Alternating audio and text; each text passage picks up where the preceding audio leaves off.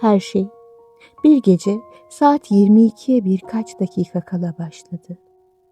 Evdeki sessizlik aslında sessizlik değildi. Yıllardır söylenmeyen cümleler evin tüm duvarlarına sinmişti. O salonun ortasında ayaktaydı. Elinde telefon. Ekrana bakıp bakıp duruyordu. Sanki ekrandaki isim değişecekmiş gibi. Bu onların ilk tartışması değildi. İlk defa ayrı uyudukları gece de değildi. Ama bu gece farklıydı. Bu kez içinde tam göğsünün ortasında bir yer. Bu son diye fısıldıyordu. Karşı taraftaysa aynı cümleler tekrar ediliyordu aslında. Sen abartıyorsun. Ben zaten çok yoruldum. Bugün bir de bunlarla uğraşamam. İstersen şimdi konuşmayalım, diyordu. Bir ilişkinin nasıl bittiğini görmek istiyorsan kavgalara değil, böyle cümlelere bakacaksın. Kırıcı olmayan ama hiçbir şeyde tamir etmeyen, boşlukta sallanan cümlelere. Saat 21:57'de o derin bir nefes aldı. Bir an için. Bu konuyu sonra konuşalım demek istedi.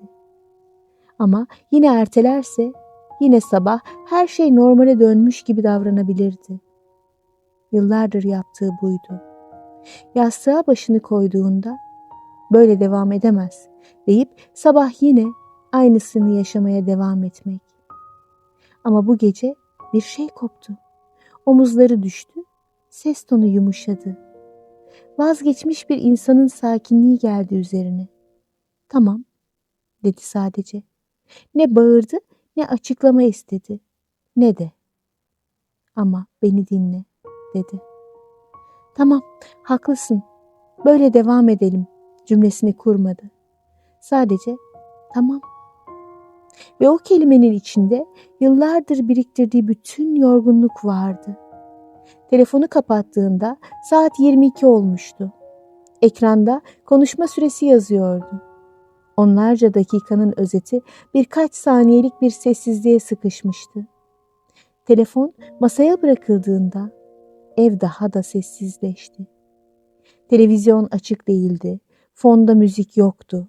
Sadece mutfaktaki buzdolabının sesi duyuluyordu. İşte tam o anda kırılma gerçekleşti. Bu bir patlama değildi. Kimsenin kapıyı çarpıp gittiği bir sahne yoktu. Bu içten içe sessiz bir bitti kabulüydü. O koltuğa oturdu, ellerini dizlerine koydu ve ilk kez yüksek sesle konuşmadan sadece kendi kendine sordu. Ben niye hala buradayım? Bu soru yıllardır çevresinden duyduğu tavsiyelerden daha güçlüydü. Arkadaşlarının boşan, ayrıl, hak etmiyorsun demesinden de, ailesinin idare et, herkesin sorunu var sözlerinden de daha gerçekti. Çünkü bu kez cümle dışarıdan gelmiyordu. İçeriden, en içeriden geliyordu. Gözlerini odanın içinde dolaştırdı. Birlikte seçtikleri perde, beraber alınan koltuk, ortak fotoğraflar, her şey onların biz dediği hayata aitti.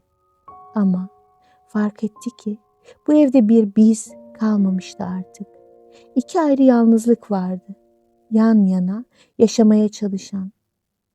Saat 22:03'te küçük ama geri dönüşü olmayan bir şey yaptı.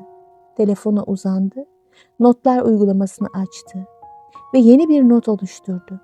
Başlığa sadece şunu yazdı. Bittiği gece. Altına madde madde yazmaya başladı. Bu ilişki bitti. Çünkü yalnız kalmaktan korktuğum için buradayım. Beni dinlemediği her seferinde sustum. Artık kendime ihanet etmek istemiyorum. Bu bir ayrılık mesajı değildi. Bu kendine yazdığı ilk dürüst metindi. Yıllardır herkese anlattığı bahanesiz, mazeretsiz, sansürsüz ilk gerçek. Saat 22:10'da notu kaydetti. O anda hiçbir şey değişmemiş gibi görünüyordu. Hala aynı evdeydi. Hala birlikteydi. Hala kimseye hiçbir şey söylememişti. Ama aslında en önemli şey değişmişti. İlk kez kendi tarafını tutmuştu. O gece kimseye mesaj atmadı. Arkadaşlarını aramadı.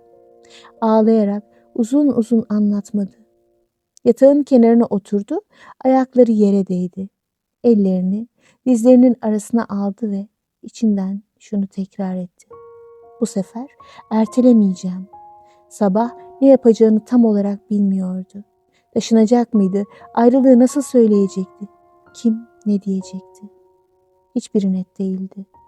Ama o geceden sonra her sabah alarm çaldığında artık kendine şu soruyu soracaktı.